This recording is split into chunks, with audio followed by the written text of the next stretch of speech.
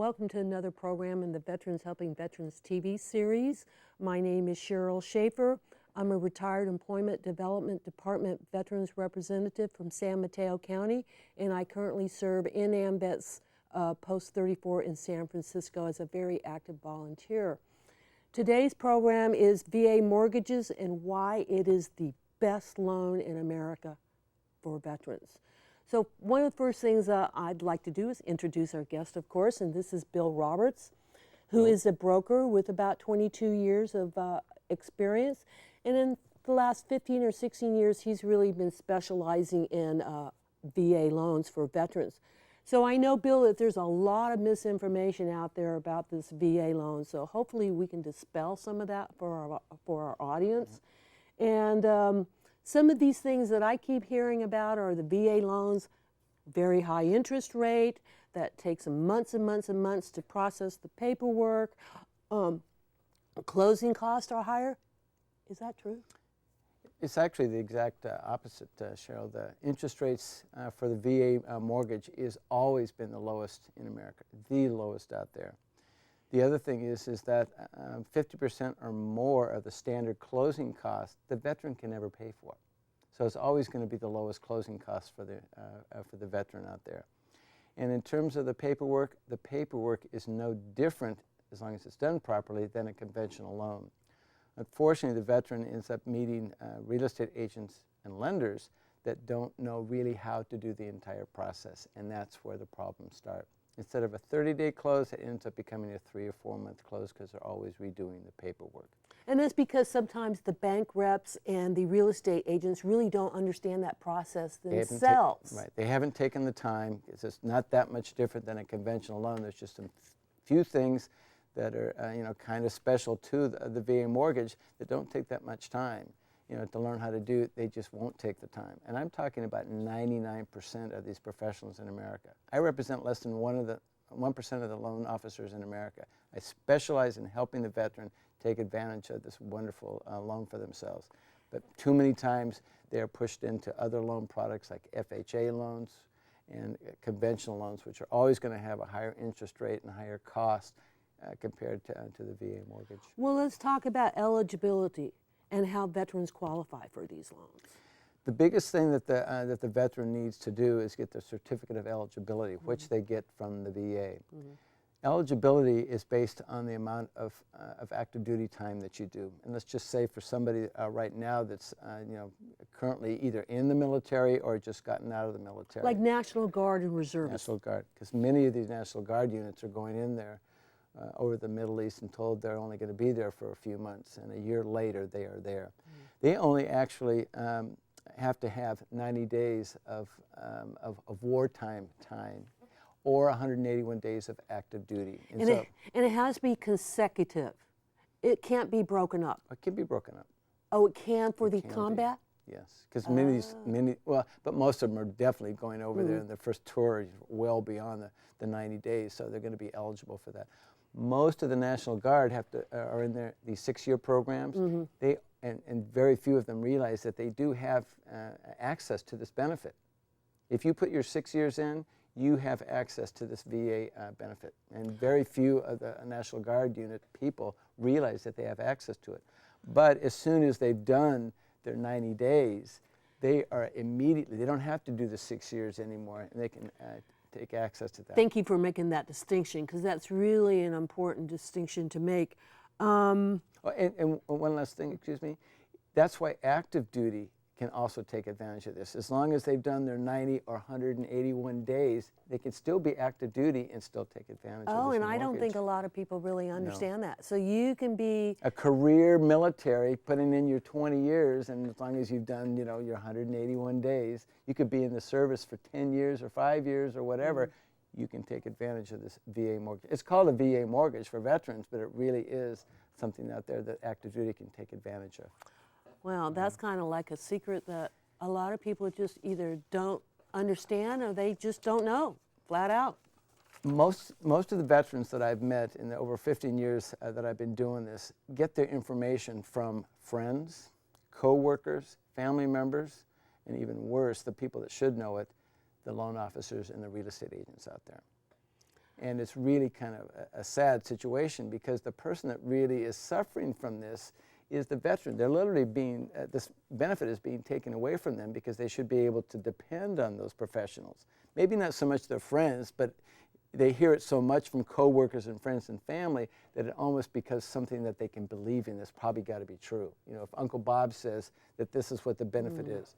The most common thing for a veteran is that they can only use the benefit one time. Now, see, I was surprised by that. I thought many years ago, I actually contacted the VA, and I did receive my The certificate, green yeah, piece of paper, the certificate of eligibility, and it said good for 30 years. Well, it's been way longer than 30 years since I've been got.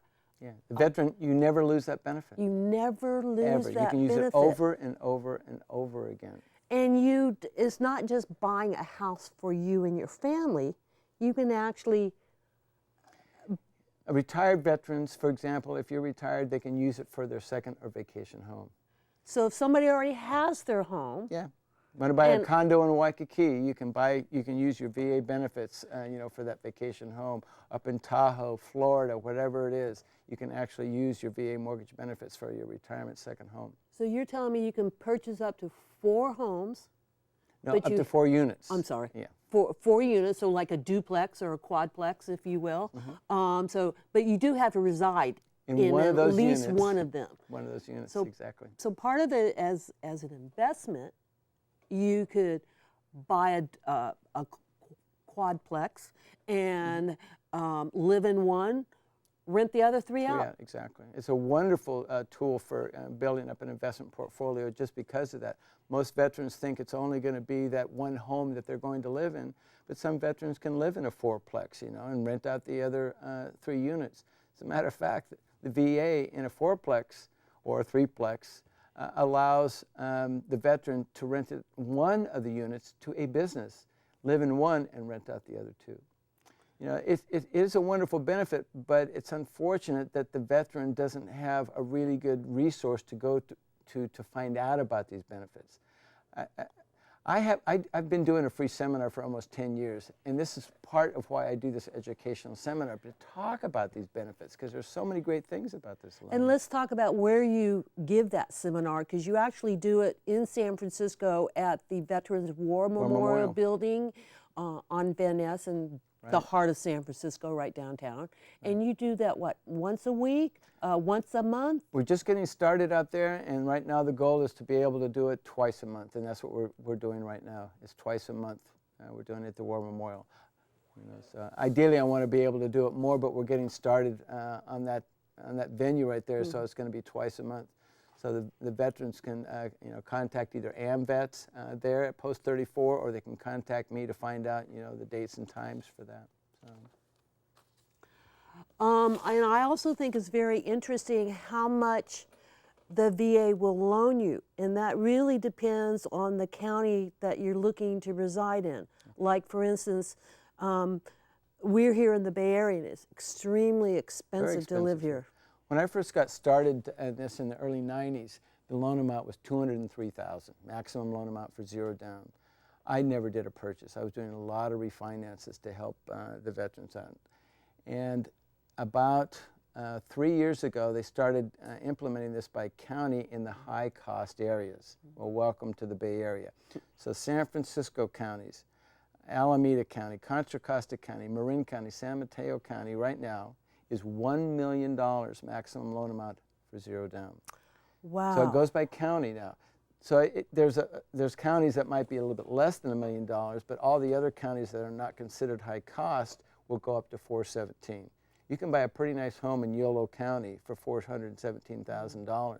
Or if you're going to buy a home in Nebraska or some of these areas that whole states that aren't considered high cost, $417,000 will buy plenty of home out there. So that's the one big difference that's just happened about 3 years ago. With the times that we're in, people are losing their jobs, or they're in their homes upside down, or they need to refinance. Yeah. Does the VA offer any kind of refinancing options? They have a wonderful refinancing program out there, and it's actually a cash-out refinance program. There's absolutely no bank that really does anything like this. that goes up to 90% loan to value. That's only 10% equity that the veteran would be required to have in the home. And if they just wanted to lower their interest rate, they could just do that. It's called a rate and term. But if they wanted to pull cash out to either pay off bills or do some home improvements, as long as it doesn't exceed 90% loan to value, you get lowest interest rates in America, lowest closing costs. There's nothing that comes close to that with a conventional or FHA loan. Nothing that even comes close to it. Wow. I mean, for example, right now the interest rates, you know, this is the middle of the summer in 2011, the interest rates are hovering around 4.5%. For most Americans that are not veterans, they couldn't get that 4.5%. It's always going to be available for the veteran because it's always going to be the lowest interest rates for them out there. Because it is an entitlement. That they've definitely earned, yes. You betcha. So what we're really trying to do through this program is to really educate the veteran and give them the facts of what the situation is. Now, because we're living in hard times and there's veterans that really have poor credit, can you help them increase their FICO scores? Exactly. And the other thing, you talked about in tough times, income can be an issue for them. Maybe they're not making enough money, you know, for a regular loan. The VA has the most liberal guidelines out there. The credit scores are the lowest in America. 620 is about a C minus, pretty close to a D credit rating. And that's all the veteran has to have is a 620 credit. If the veteran does have some issues where things need to be fixed, I'm really, really good at helping the veteran try and fix those things to get it up to the 620 or better. How about bankruptcies? Oh, good point, because there's a lot of people that have had to go through not only bankruptcies, but also foreclosures. The VA only requires 2 years behind that bankruptcy or foreclosure to be able to access your VA benefits. So let me make sure I'm understanding that right, because this is for my own personal information. So once a bankruptcy is discharged, you're telling me that 2 years from the date that bankruptcy is discharged, you automatically can qualify, provided you have a job and income to make the mortgage payment. Yeah, in other words, Wow. You can purchase a home with your VA benefits. Same with a foreclosure. As soon as the foreclosure is recorded, because that's the way they do it here, you know, at the county courthouse, as long as there's been 24 months that has passed since then, the veteran can now access their VA benefits again. So the biggest problem that people have in a bankruptcy is the fact that because the credit cards got them in trouble, they cut them all up, and they haven't reestablished their credit. And that's the biggest problem and the mistake that they make. They need to reestablish their credit within that 2-year period. Now, I know some people that have filed bankruptcy recently, and the one thing they don't want to do is to get into the credit card trap again. And they say, oh, I don't want to do that. I don't want that because that's what got me in trouble. But what you're saying is, but in actuality, you really do need that to establish credit to show potential lenders that you have the ability to pay and to pay on time. This is what I tell all my clients, not just the veterans, that you can go out there and you can get a credit card. Just tell the bank all he wants $100 on there. It doesn't make any difference, or $200. You're not going to have that $25,000 credit limit on there anymore. You're just going to have it really low so you use it. And the simple example, I say just go out there and buy $5 worth of gas or food, pay it off before the interest accrues so you have no interest, and do that every 2 or 3 months. You're establishing yourself. You're spending $3 or $5 or whatever it is, but you're establishing a credit history for yourself. And you need to do that as soon as you file for that bankruptcy and it gets recorded. You need to start reestablishing your credit. I mean, you're having to go to the bank and plead for it. You said it wasn't my fault, whatever it was, but I need to reestablish my credit. And that's what you need to do. And the irony of it is when the bankruptcy is discharged, you will be inundated with credit card offers, or offers to buy a new car or do this or do that, because now they got 10 years, because you know you have that 10 years where you can only file bankruptcy every 10 years, I think is what it is. And so it's like they got you. And again, it's all about trying to figure out, well, now what do I do? You know, there's no 12-step program out there. There's no books or seminars that you can go to. And I literally give the client a script. I tell them the first thing you want to do when you're reestablishing your credit is you go to the bank manager. You don't do this online. You don't just fill out the paperwork and give it to a computer. You'll get spit right out. You want that face to It face. has to be that way because it's going to be the bank manager that says, you know what, Cheryl, you're worth the risk. We'll give you $500 or $200, whatever it is, and you can use the card because we want to help you reestablish your credit. But you have to ask a person for that. You can't do that with a computer. And you might not get the first time at a bank. And so you have to go to a lot of banks, and it's a lot of effort. But if there's nobody there coaching you, and that's what I do, because they call me up, well, the bank didn't give me the credit card. Go to another bank. There's plenty of them out there. I'm here to support you. You fell down, pick yourself up, and go out there and do it again, because somebody will give it to you. Somebody is going to give you that credit card so you can get yourself reestablished. Because people want you to be able to buy a home. I mean, it's the American dream. Everybody wants to live in their own house. Right. Well, how do we get the veterans, how do we get this 21, 22, 23-year-old that's getting out of the service now into a house as opposed to paying rent? Yeah. Well, how would you persuade a young veteran? Most people, whether they're young or old, the biggest problem that people have is the down payment. And if you don't have very much money in the bank, you know, how are you going to buy anything at all? But this is zero down. Zero down. So now we've gotten rid of that. Conventional loans want a reserve. In other words, they want you to have enough money in the bank that just in case you lose your job or whatever, or you can't work for a period of time, that you can make your mortgage payments. VA doesn't require that at all. So you can have $100 in the bank, zero down, and you'll be able to purchase a home. Now there are some closing costs here that you might have to pay, only maybe 50% of them, but we're in a buyer's market right now. And in most cases, I'm able to get the buyer to pay those closing costs that the veteran has to do. So that means zero closing costs, little to no closing costs at all, and the lowest interest rates in America. So if you can get the lowest interest rates out there, in most cases you're going to be able to afford a home that you want to live in because you know 4.5% is a lot better than 6% or whatever it is out there. But unfortunately, the veteran just can't find a bank, whether it's Wells Fargo, B of A, or Citibank, that's going to help them with that to be able to make access to this. And so that's what I want to do is tell them really stick to your guns. This is the one and only loan that you want to use to buy that home for the rest of your life, whatever it's going to be, including retirement. Okay, so we've established you can buy more than one home on a VA loan, that it's a lifetime benefit and not just good for 30 years. I was really under the impression that it was once you got the green certificate of eligibility from the VA, you had 30 years to use that puppy, and if you didn't use it, gone. Wow. I met my postman one time, and he thought he had to hurry up and use it because he only had 10 years to use it. 10 years for the educational benefits. Right. So, like I said, whether you get that from a friend or you just read the thing wrong, whatever it is, you know, that's the problem. Most veterans don't realize that you can buy any kind of a home, including a mobile home, as long as you own the land on the mobile home. So that not just regular single-family homes, but condos and townhomes that you can purchase with this thing. So whatever you can buy with a conventional loan, the VA says you can buy, you know, with your VA benefits. You know, whether it's your first-time one-bedroom, one-bath condo, or now because your family is starting to grow in someone that you need that, you know, that second bathroom. So it's got to be a 3-bedroom, 2-bath, you know, and so on. You can use it over and over again as your family grows. Then the family's gone. You're going to retire. Now you want to buy something to vacation and whatever it is going to be for yourself.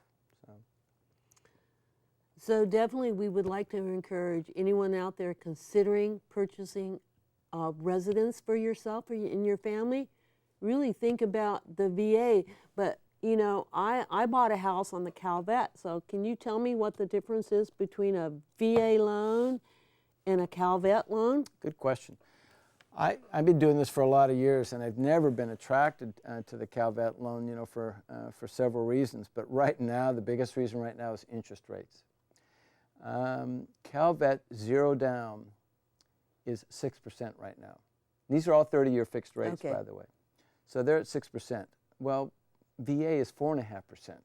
1.5% may not sound like a lot, but over 30 years, That's a substantial amount of money. It will also make a big difference in what you can buy for a home. You're going to buy less home for 6% because you won't qualify for the home that you really want. You will qualify for the home at 4.5%. Interest rate is really the driving force of what, based on your income, you're going to be able to afford. And speaking of income, the veteran has to make a certain amount of dollars, in a conventional loan or a VA loan to be able to afford to be able to make the loan. Most of the conventional lenders out there want at least 1/3 of your income to go towards all your debt, housing and all your other debt, maybe 40%. The VA will easily go up to 50% and even higher, as long as maybe other issues, including employment and credit history and so on. So that means the veteran will be able to qualify for a bigger, better home with his VA loan than if you went for other loans like FHA or VA, because of the debt ratios are much higher. So it's a pretty risky loan for the banks, but America said, listen, these veterans really worked hard to protect us, and we're going to give them this wonderful benefit out there, and if we have to push the envelope a little bit for them, we're going to do it for them. Can you tell me how you got into this?